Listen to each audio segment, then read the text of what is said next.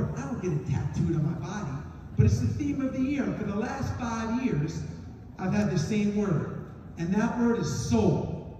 Soul. If I want to do something, I'm pouring my soul into it.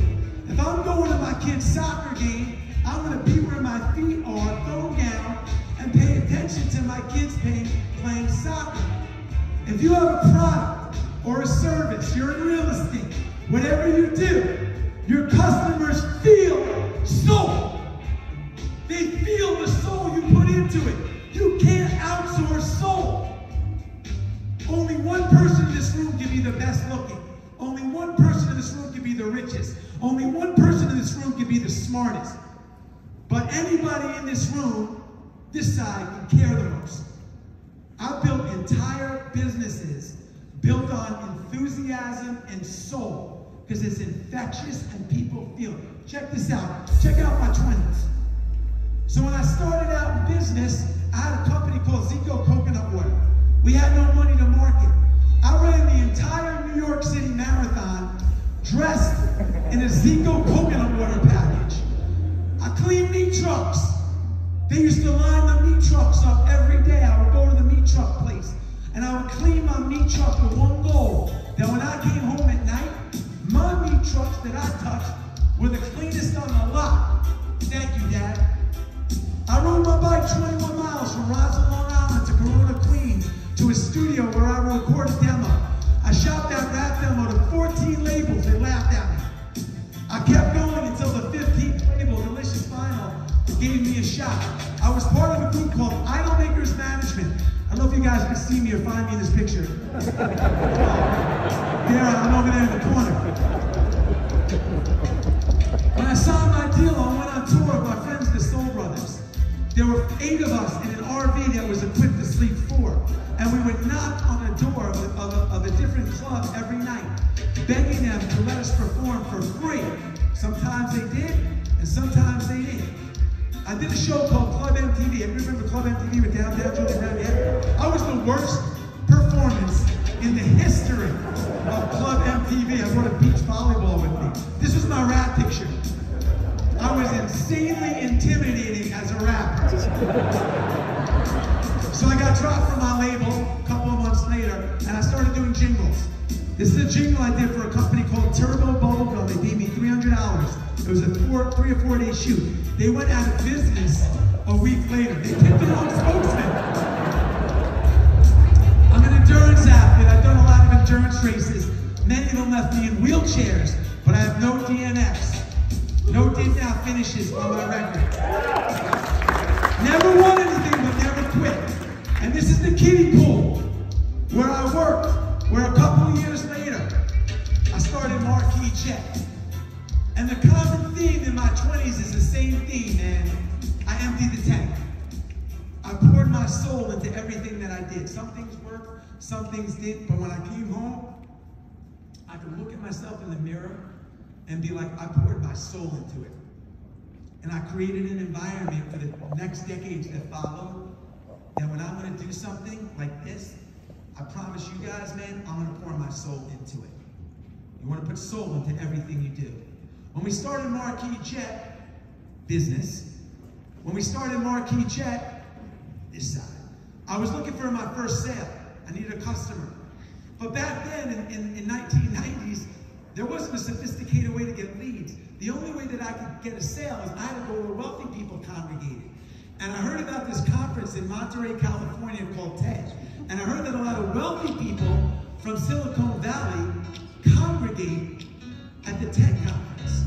So I flew from New York City, where I'm from, connected in Chicago, landed in LA, got a rental, and drove 5 hours to Monterey, California.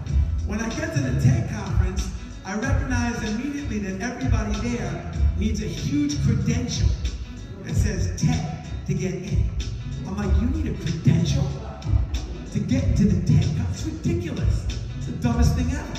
But I also know, like, they're not letting me anywhere near the building, but I also know, like, I don't compromise my goals, man. I don't negotiate my goals. We don't negotiate our goals. I'm leaving with the sale. I'm leaving with the sale. So I go to this coffee shop, and I'm thinking to myself, how am I going to sneak in? Whose badge am I going to buy? How much is that badge? This guy's really gonna cost me. And every 2 hours, a wave of people start floating into the coffee shop with credentials. And they're all buying lattes and muffins. Lattes and muffins. Lattes and muffins. And I'm like, oh, this is where everybody comes on the break. They come here, they get lattes and muffins, this is where they come on the break. So the next morning, I get up at 5 o'clock and I go to the coffee shop and I buy all the muffins in the coffee shop. I now control all the muffin inventory in Monterey, California. And I wait.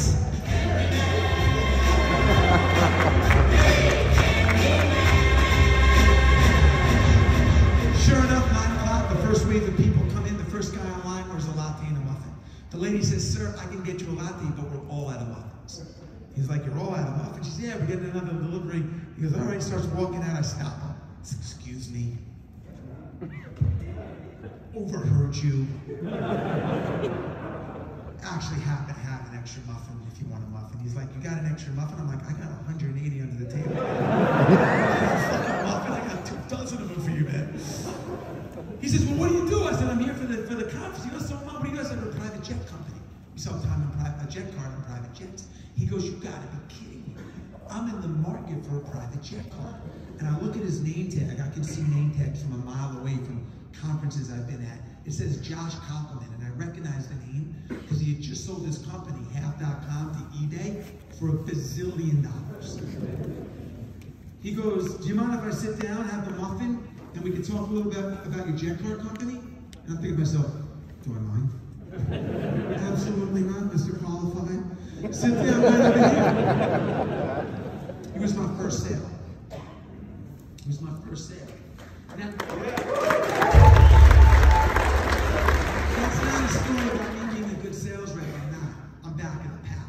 I'm back of the pack everything.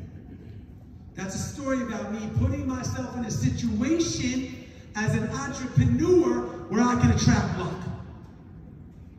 Luck doesn't happen Sunday night watching the Kardashians from your couch. Luck happens when you put yourself in a situation where the universe can reward you for being in that situation and environment, but then you have to take advantage of it. You have to get over the fear and take advantage of it. Because that's where the gold is. But that's not where I'm telling this story, where I'm sharing the story. The reason why I want to share the story is what happened next. I did what everybody in this room would do for compliment. I did what everyone in this room would do for compliment. I did what he expected me to do. He expected me to pick up his bags and carry him to the airplane. He expected me to return his calls. He expected me to return every email. But while everybody in my industry was playing a 9-inning game, I played a 10-inning game. I did the unexpected too. He didn't expect when he went to Mexico to get a list of pediatricians, of 10 pediatricians. Josh, if anything happens to any of your children on this trip, I vetted all these doctors, man.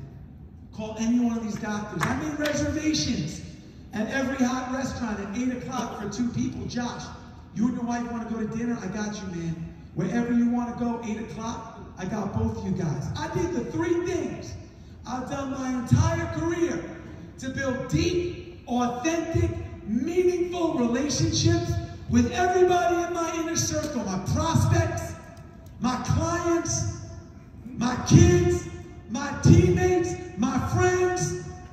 I compliment, I congratulate, and I console them. What does that mean? What's your name, sir? What, Morgan?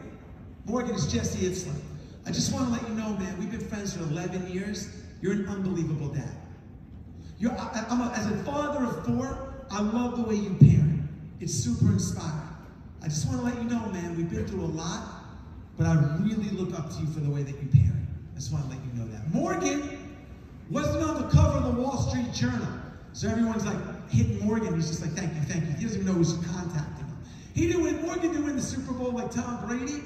Everyone's like, oh, Tom, okay, emoji, like. I authentically reached out to somebody in my inner circle and I complimented them at a time when no one else was doing it, where it's like a mandatory reaching out.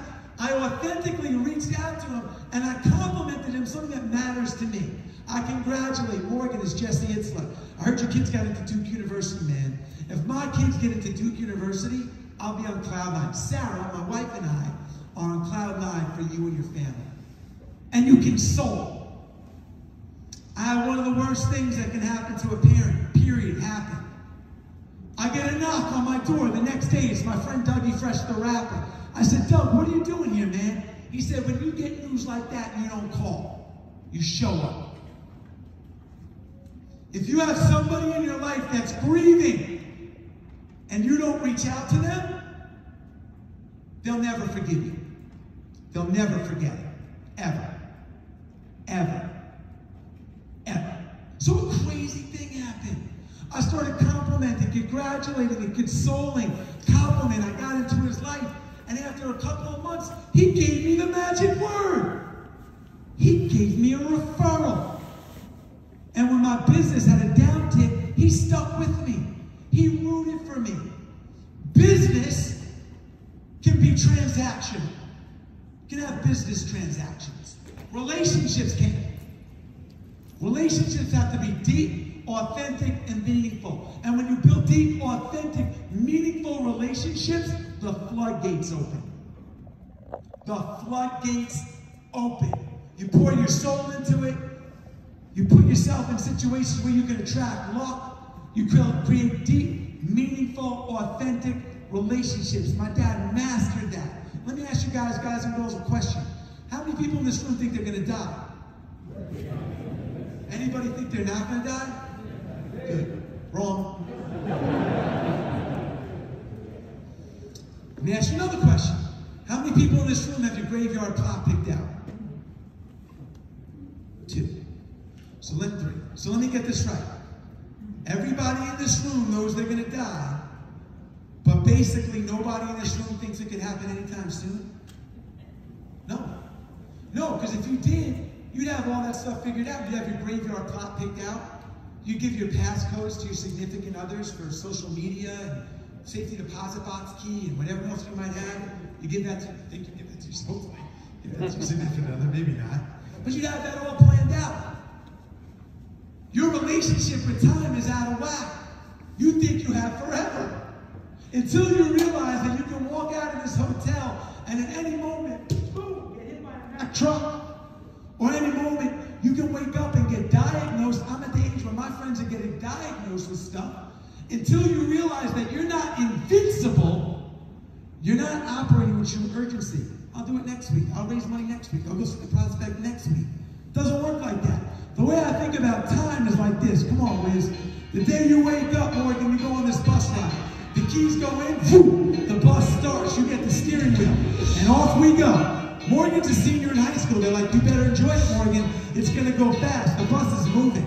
The bus doesn't care if you're sick, lazy, overweight, divorced. It just keeps going. There's no reverse on the bus. There's no brakes on the bus. It's always moving forward. Morgan meets someone in college. He gets married. He has an 8-year-old son. In 10 years, he's going to be an empty nester. The bus is moving. The bus doesn't care if you're lazy or take a day off. If you get COVID, it's always going until one day, all of a sudden, out of nowhere, kaboom! The bus stops, man, and the whole ride's over, and you can't go back. I'm 54 years old. This much of my life is done. I don't have a Marquis jet hat. I don't have a Zico coconut water shirt. It's done. I don't care if you had a good year last year or a bad year. I don't care if your relationship at home is thriving or struggling. And neither should you. That's done. What should matter is from this moment on till the end of the journey. How do we squeeze the most out of life out of that? How do you get the most out of life out of that? Who in this room knows how many hours there are in a year? Great, I'll help you. There's 8,000, follow me on this. There's 8,760 hours in a year. That's all you get. The average American spends 40 hours a week working times 50 weeks. That's 2,000 of the 8,700 hours. You gotta eat, Morgan. You eat? You sleep? How many hours you sleep? 8 hours. That's 2,500. That's more than 2,500. That's 4,500 of the 8,700 hours. You got to eat 3 meals a day, 30 minutes a day, something like that, maybe more on the weekends. That's 500 hours a year. That's 5,000 of the 8,700 hours. The average American, I saw this on the last slide that Janae had, the average American spends 4 hours on screen time, Netflix, social media, etc. That's 1,500 of the 8,700 hours. That's 6,500 of the 8,700 hours. That's 75% of your available time. And Morgan, all you did was eat, sleep, go to work, and bid on your device. You better be really diligent going after this with your other 25%. You better be really diligent with the other 25% of your time. When I turned 50, I made a promise to myself. I'm going to put more on my plate of the things I love to do with the people I love to do them with. Because when I was in my 20s, my mom had a dream. She's like, Jess, I want to go to London and go to a castle with the family in London. Mom, I got a record deal. I got a record deal to go to London. In my 30s, my mom's like, I want to take this trip to London. I'm like, Mom, I'm building Marquis Jet. Working 20 hours a day, man. Cats in the cradle shit. Cats in the cradle shit. In my 40s, my mom's like, let's go to London. I'm like, Mom, I got 4 kids. Little kids, this little kid can't go to London. And in my 50s, my mom can't go. If you have a chance, while you're going after it, to create a memory or a moment, you take it. You pour your soul into things, put yourself in situations, create meaningful relationships, and take advantage of creating unbelievable moments. Show of hands again. How many parents we have in here? Whoa, whoa, whoa, whoa. Okay. I have a rule with my kids. I'm never too tired for my kids. If I'm too tired for my kids, my work-life balance is out of whack. So my son is 12, and he told me recently, now he's 13, but he was 12. He told me that he wanted to play baseball. We're not a baseball family. We're not a baseball family. We live in Atlanta. The kids in Atlanta are so good, by the time they're 12 years old at baseball, they're either on a traveling team or they play for the Atlanta Braves. So I'm like, are you sure you want to do this? Like, this sounds like a terrible idea. I was like, Dad, I really want to do it, so I don't want to like ruin my kid's dream. I call the commissioner. I'm like, maybe there's a developmental league for 12-year-olds. Call the commissioner. This is exactly what the guy said to me. He said, if you want your son to play in the developmental league, put him with the 4-year-olds. I was like, you want your son to fuck you, man. So I said, son, are you sure you want to do this?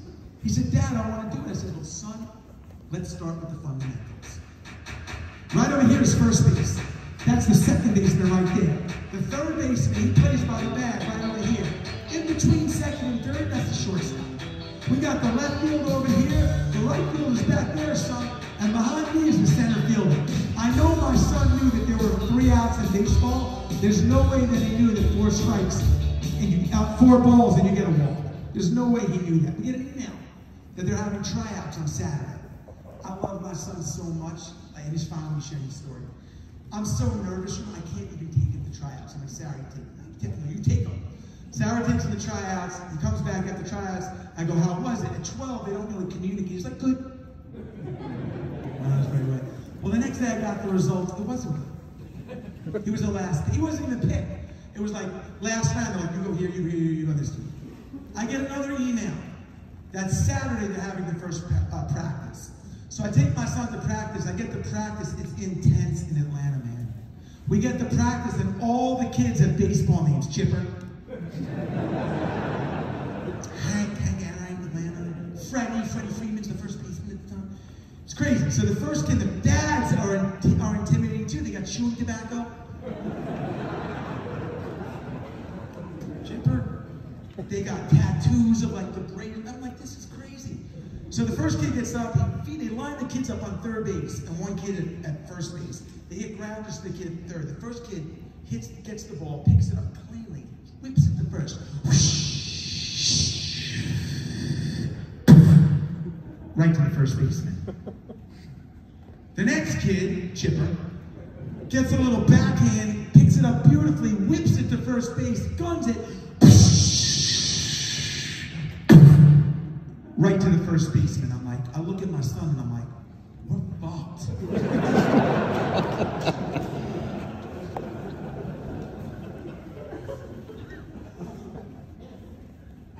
My son is next. They hit a ground ball to my son, and like hits off his chest and gets in front of it. He picks it up almost like if he was playing highlight, not baseball. And he like highlights the ball over to first base on a couple of bounces. We get in the car after practice. I said, son, you have a decision to make. You will either get radically bullied. These kids are vicious, man.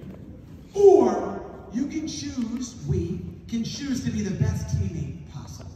You can show up early, come in, first one there, be the last one to leave, hustle in after every inning, after every play, root for all your teammates. And if you do that, the kids will rally around you because they know you haven't played before. Everybody, you don't have to be amazing to do amazing things. Your role can be inspirational to your team, to you, to your teammates, but you have to make that decision. We have one goal this year, son. Try your hardest, pour your soul into it, and let's try to get one base hit. We go to the first game. They put my son in left field. I'm praying to the baseball guys that they don't hit the ball to left field. They don't. My son gets up, he strikes out on 3 pitches, 3 times in a row. This goes on for 4 weeks. We go week 5 to the game. My son is at the bat, but he's now done all the things we just talked about. And the kids are all standing up on the dugout with their mitts over the fence, cheering him on. They're rooting for him. Laser. His name is Laser. Laser. Laser. They're up every time he's at bat. He gets up, he gets a pitch, he hits it down the first base line. He runs down first. People are going, he's going crazy, gets to first base. He's jumping up and down, he's going bonkers. It's a foul ball. Not even close. But he hit the ball. Foul ball, son. Am I out? No, it's a foul ball. Stay hit, it's a foul ball, you're up. He comes back up, he hits the next pitch, barely makes contact, but enough that the ball goes in between the catcher and the pitcher. My son gets to first base, the place goes crazy. We get all the way to the championship game. 8 o'clock at night, Chastain Park, under the lights, the entire town is there. My son's team is up 1 run in the bottom of the last inning. The other team has bases loaded, 2 outs. We're up 1 run. They have bases loaded, 2 outs. My son is in left field. They haven't hit a ball in left field the entire year, not one. This jackass gets up and he hits a ball to left field. My son positions himself underneath the ball. All the kids are running around the base, but they kind of stop to see if we're going to win the championship or not. My son is underneath the ball. He's lined himself up perfectly. Everyone is looking at this. His son's throwing up. Throwing up. Clench. The ball comes down. My son is underneath it. The game is on the line, and it lands 4 feet to the right. Foul. Foul ball!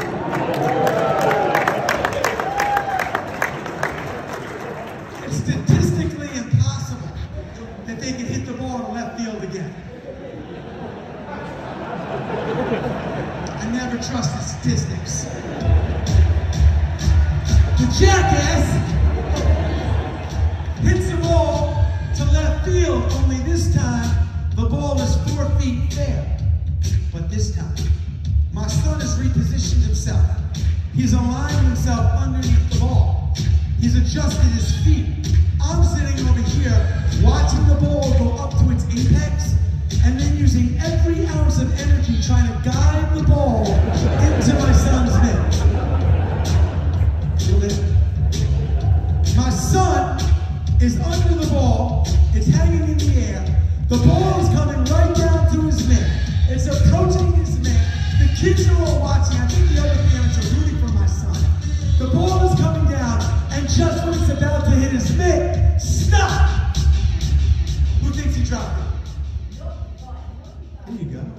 You wait, you think my son dropped it? Security! Asshole.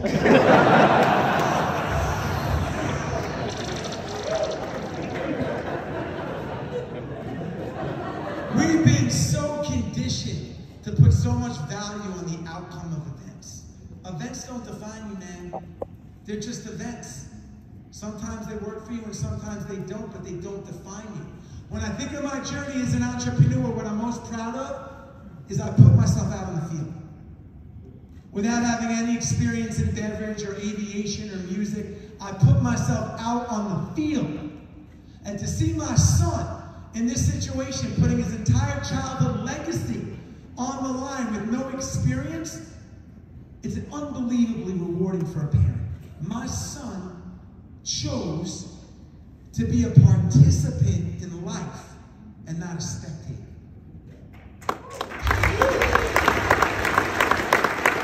Everybody in the room,